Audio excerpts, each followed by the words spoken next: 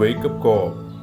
Then the Lord knows how to rescue the godly from trial and to keep the unrighteous under punishment until the day of judgment.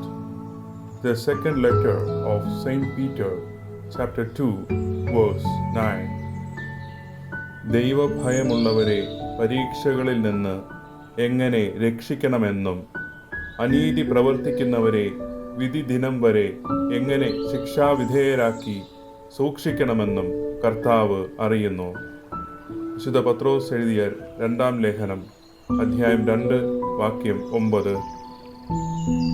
Good morning. Isho മിശിഹായ്ക്ക് സ്തുതിയായിരിക്കട്ടെ.